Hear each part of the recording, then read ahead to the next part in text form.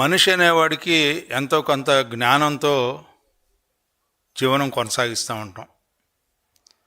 అందుట్లో ప్రజలతో ఉండేవాళ్ళం, రాజకీయాలతో ఉండేవాళ్ళం, ప్రజల పక్షాన ఉన్నాము అని అనుకునే నాయకులకి మాత్రం కొన్ని అంశాల్లో, మరి ముఖ్యంగా జగన్మోహన్ రెడ్డి గారు లాంటి వారు కొన్ని సూత్రాలు పాటించాల్సిన అవసరం ఉందని చెప్పి నేను అనుకుంటా ఉన్నా. ప్రాథమిక అంశాలకు కూడా పరిమితం కాకుండా, మానవత్వం అనే దానికి అర్థం లేకుండా జీవిస్తున్నటువంటి వ్యక్తి జగన్మోహన్ రెడ్డి గారు ఏమో అని చెప్పి అనిపిస్తూ ఉంది. ఎందుకు ఈ అంశాన్ని నేను ప్రత్యేకంగా ప్రస్తావిస్తున్నానంటే, మీ యొక్క పరామర్శలు తెనాలి మీరు రావటం జరిగింది, ఆ తర్వాత పొదిలి వెళ్ళటం జరిగింది, ఆ తర్వాత మొన్న మీరు నర్సరావుపేట మీదుగా కొన్ని ప్రాంతాలను పర్యటించారు. ఎందుకు ఈ పర్యటనలు, ఈ పరామర్శలు, ఈ ఓదార్పులు జరిగినాయి అని చెప్పి మీకు మీరు ప్రశ్నించుకోవాల్సిన అవసరం ఉంది.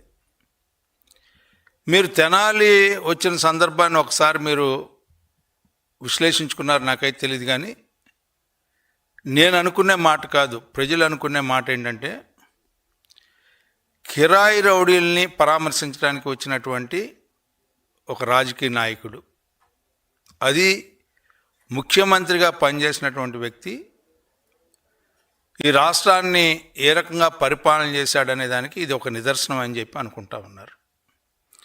మీరు చేసిన విధ్వంసం, మీరు చేసిన అరాచకం, మీరు చేసినటువంటి అవినీతి చాలా స్పష్టంగా ప్రతిపక్షంలో ఉన్నప్పుడు కూడా మీరు నడిచే విధానాన్ని గమనిస్తే, మీరు ఏ రకమైనటువంటి పర్యటనల్ని మీరు ఎన్నుకున్నారనే దానికి ఇది ఒక నిదర్శనం. మీలో నిజంగా సిగ్గు, లేకపోతే మానవత్వం, లేకపోతే దయ, కరుణ, ఇట్లా ఇన్నిటికీ ఏదన్నా మీ యొక్క జీవితంలో వాటికి అర్థం లేదు అని అనుకుంటే నేనైతే మాట్లాడలేను. కానీ మీరు ఆ రకంగా మరి ఈ రోజున మాట్లాడట్ల. మిగతా అంశాల్లో చాలా ఈ ప్రభుత్వం ఏదో నష్టం చేస్తుంది, ఈ ప్రభుత్వం ఏదో మోసం చేస్తుంది, ఈ ప్రభుత్వం ఏదో దగా చేస్తుంది, నేను చాలా బ్రహ్మాండంగా పరిపాలించానని చెప్పే మాటలు చూస్తూ ఉంటుంటే, మరి ఈ పర్యటనల యొక్క పర్యవసానం ఏమిటి అని చెప్పి నేను అడుగుతా ఉన్నా. మీరు మొన్న మీరు పొదిల్లో పర్యటించినప్పుడు అక్కడ జరిగినటువంటి సంఘటనల దృష్ట్యా మీకు ఏ రకమైనటువంటి భద్రత కల్పించాలి, మీరు ఏ రకంగా మీరు పరామర్శలకు వెళ్తే ఏ రకంగా వెళ్ళాలి అనేది పోలీసులు మీకు కొన్ని సూచనలు చేయడం జరిగింది. మీరు పూర్తిగా దానికి విరుద్ధంగా కొన్ని వందల మందితో దౌర్జన్యంగా పోలీసులు నియమ నిబంధనలకి నీళ్లు వదిలేసి మీరు పర్యటించారు. అంటే దాని అర్థం ఏంటి? మీకు చట్టం మీద, న్యాయం మీద మీకు నమ్మకంలే. మీరు మీ ఇష్టం వచ్చినట్టు రీతిలో మీరు వెళ్ళటానికి మీరు నిర్ణయించుకున్నారు. వెళ్ళినప్పుడు ఏం జరిగింది? అక్కడ ఒక మనిషి చనిపోయాడు మీ కారు కింద పడి. చనిపోయినప్పుడు ఏదైనా ఆగారా, పరామర్శించారా? మీరు దేనికి వెళ్తా ఉన్నారు? ఒక కార్యకర్త మీ యొక్క పార్టీ ఓడిపోయిన సందర్భంలో బెట్టింగ్లు కాసి ఆత్మహత్య చేసి చనిపోతే ఆయన యొక్క విగ్రహం కట్టి ఆ విగ్రహ ఆవిష్కరణకి మీరు వెళ్ళారు. చాలా సంతోషం. బెట్టింగులకి ప్రాధాన్యత ఇచ్చారు, ఎన్నికల్లో అక్రమాలకి ప్రాధాన్యత ఇచ్చారు, మీరు ఏం చేయాలనుకుంటే ఆ రకంగా చేశారు.